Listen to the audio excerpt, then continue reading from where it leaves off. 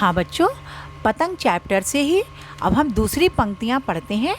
जन्म से ही वे अपने साथ लाते हैं कपास, पृथ्वी घूमती हुई आती है उनके बेचैन पैरों के पास। कपास कपास एक पौधा होता है जिसके डोरे से रुई निकलती है। बेचैन का मतलब व्याकुल, बेसुध बेसुध अचेत, आत्म का मतलब विस्मृत, मृदंग ढोल की तरह एक वाद्य होता है। पेंग झूला झूला झूलते समय झूले का आगे पीछे जाना।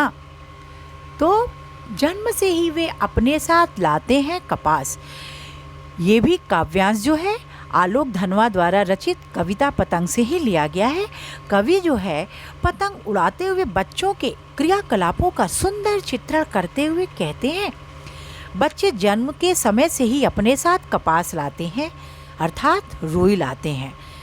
अर्थात बच्चों का बाल स्वभाव जन्म से ही कपास की तरह कोमल, निर्मल, स्वच्छ एवं कल्पनाओं में उड़ने वाला हल्का होता है।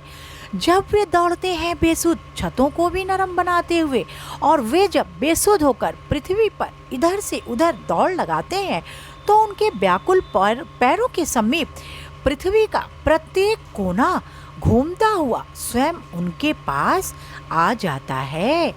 अर्थात बच्चे बेसुध होकर बिना किसी बात की चिंता किए पृथ्वी के प्रत्येक कोने में दौड़ लगाते हैं, और जब बच्चों के सामने पतंग होता है उस समय उनके पीछे भागते बच्चों को कठोर छत भी नरम प्रतीत होती है, मुलायम लगने होती है। तो पतंग के पीछे भागते बच्चों को इस बात की जरा भी चिंता नहीं रहती कि वे किस तरह की छत पर दौड़ रहे हैं। यहाँ तक क्लियर हुआ बच्चों? अब देखिए, दिशाओं को मृदंग की तरह बजाते हुए जब वे पेंग भरते हुए चले आते हैं, डाल की तरह लचीले वेग से अक्सर भागते हुए बच्चों के पैरों की धम धम की ध्वनि चारों दिशाओं में गूंजती हुई ऐसी प्रतीत होती है जैसे प्रत्येक दिशा में मृदंग बज रहा है।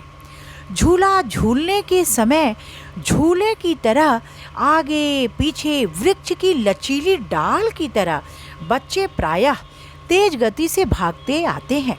भागते समय बच्चों को किसी बात की चिंता ही नहीं रहती, वे तो तेज गति से केवल भागते दौड़ते रहते हैं।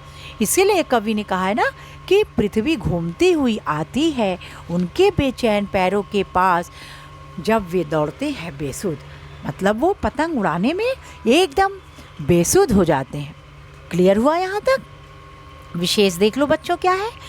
पहला है बच्चों के जन्मजात स्वभाव का वर्णन किया गया है। दूसरा है घूमते हुए बच्चों के पैरों के पास पृथ्वी के स्वयं आने की कल्पना सर्वथा नवीन और आकर्षक है। तीसरा, पैरों के लिए बेचैन विशेषण का प्रयोग सार्थक है। चौथा, दिशाओं को मृदंग की तरह बजाते हुए डाल की तरह लचीले वेग से में उपमा अलंकार है। काव्यांश अतुकांत है, भाषा बिंबात्मक खड़ी बोली है।